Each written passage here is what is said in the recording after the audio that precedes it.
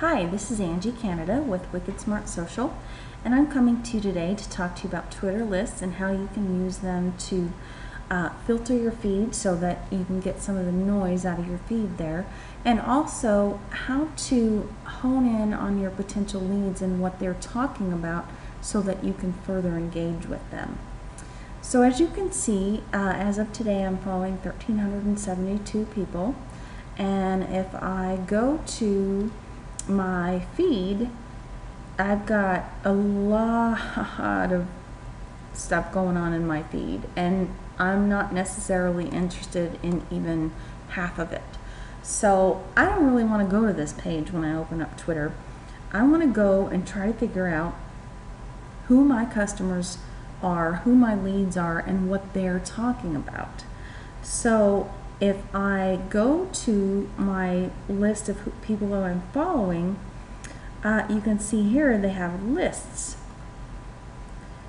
And so I have these lists set up where I can categorize the people that I'm following so that if I only want to look at the tweets of a select piece of the people I'm following, I can. And one that I thought was important for me was Phoenix Small Business, because that's a big part of my target market. So if I click on that, then I only see the tweets of the people that I've put in that list. And because these are people who I think are my potential customers, this is a good way for me to read about them, what they're talking about, and try to figure out a way from there how to engage with them. So I'm going to show you how to make a list. So let's just go back to my home, and I'll find somebody that's not on a list. I know this person I'm following here is not on any of my lists because this is a retweet. So I'm just going to click on them, and okay, so they're in Huntsville, Alabama, and they do social media, so I might want to follow them, I might not. But if I do, and then I want to add them to a list, I just go to add or remove lists. And I just happen to have a list that's called social media, so I put them in there. But if you didn't have a list, in fact, if you had no list, you can start right there by creating a list. And that's it. So now Channel Huntsville is on my list of social media. So if I ever want to go in and check people that are talking about social media, I can do that. And Channel Huntsville will be part of that. Now, another way to use lists in order to help you find your potential customers is to first start by finding people that are in an industry and a geographic location that's similar to you. And I'm just going to assume that you know how to do that. That's maybe something we'll cover in another blog.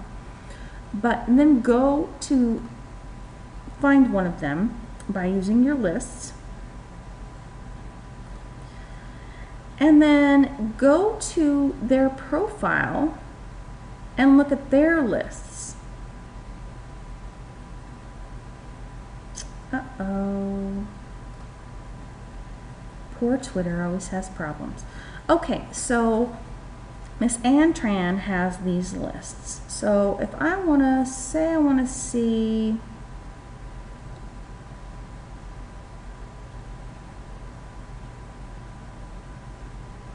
she doesn't have a lot of lists that I'm interested in, but let's just assume that I'm interested in this list here.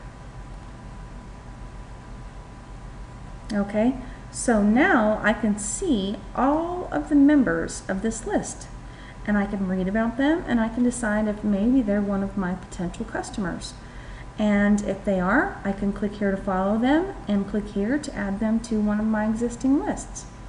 So I encourage you to use lists to the maximum extent, not only to find your customers, but also engage with them.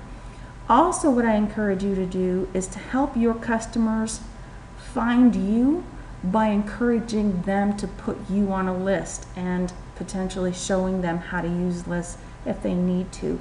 And you can do that easily by simply passing along this video to them. I encourage that. It's on YouTube.